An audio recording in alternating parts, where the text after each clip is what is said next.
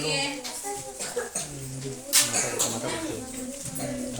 ಬೆಣ್ಣೆ, ಅದು ಕೆಜಿ ಲೆಕ್ಕ ಬೆಣ್ಣೆನೂ ಸಹ ಕೆಜಿ ಲೆಕ್ಕ ಅಳತೆ ಮಾಡ್ತಾರೆ. ಬೆಣ್ಣೆನ ಕೆಜಿ ಗಟ್ಟಿ ಇರುತ್ತಲ್ಲ, ಕಾಸಿದಾಗ ದ್ರವ ರೂಪಕ್ಕೆ ಬರುತ್ತೌದಲ್ಲ, ಪೆಟ್ರೋಲು, ಡೀಸೆಲ್, ಸೀಮೆ ಎಣ್ಣೆ ಇವೆಲ್ಲವುಗಳನ್ನ ಏನಂತ ಕೈ ಕಟ್ಟ ಲೀಟರ್ಗಳಲ್ಲಿ ಅಳತೆ ಮಾಡ್ತಾರಿಲ್ಲ.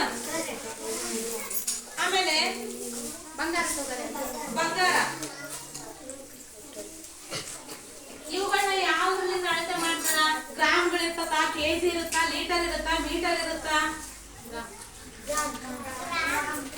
ಮಿಲ್ಲಿ ಗ್ರಾಮ್ ಇರುತ್ತೆ, ಹೌದಿಲ್ಲ? ಇಲ್ಲಿ ಇದು ಮಿಲ್ಲಿ ಲೀಟರ್. ಇದು ದ್ರವ ಪದಾರ್ಥಗಳನ್ನ ಅಳತೆ ಮಾಡೋದು ಮಿಲ್ಲಿ ಲೀಟರ್. ಇದು ಲೀಟರ್, 1 ಲೀಟರ್, ಇದು 1000 ಮಿಲ್ಲಿ ಲೀಟರ್ಗೆ ಒಂದು ಲೀಟರ್.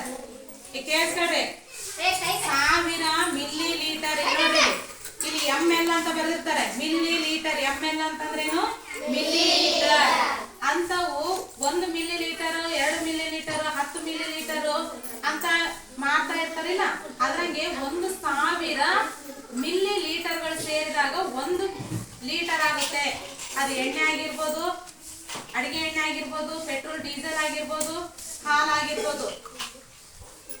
ಅದೇ ತರ ಈ ಬಂಗಾರನ ಸಹ ನಾವು ಮಿಲ್ಲಿ ಗ್ರಾಮ್ಲಿಂದ ಅಳತೆ ಮಾಡ್ತೀವಿ. 10 ಮಿಲಿ ಗ್ರಾಮ್ಗಳು ಸೇರಿದ್ರೆ 1 ತೊಲೆ ಅಂತಾರೆ. 1 ತೊಲೆ ಅಂತಂದ್ರೆ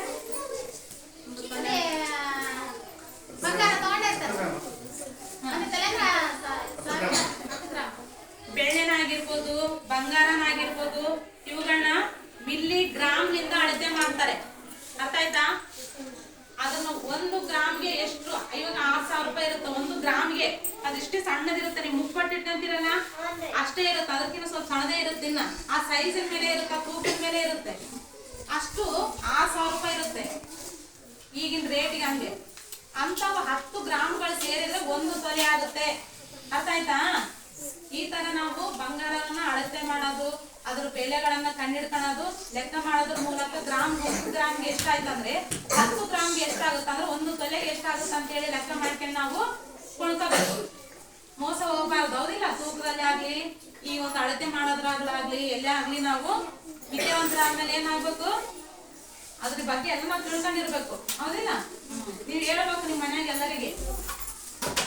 ಕೇಳಿದ್ರ ಪಠಣ? ಕೇಳಿದ್ರ? ಸರಿ, ಹಾಗಾದ್ರೆ 1 kg ನಾನು ಏನು ಮಾಡ್ತೀನಿ? ಉಳ್ಳಾಗಡ್ಡಿ ತೊಗೊಂತೀನಿ, ಹೌದಾ? 1 kg ಉಳ್ಳಾಗಡ್ಡಿಗೆ 10 ರೂಪಾಯಿ ಅಂತ ಇಟ್ಕೊರಿ. ಅದ್ರಂಗ 5 kg ಉಳ್ಳಾಗಡ್ಡಿ ಕೊಂಡ್ಕೊಂಡ್ರೆ ಎಷ್ಟಾಗುತ್ತೆ?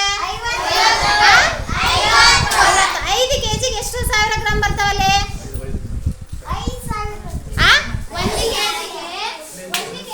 1000 ಗ್ರಾಮ್ ಅಂತ ಹೇಳ್ತೀವಿ ನಾವು, ಹೌದಾ?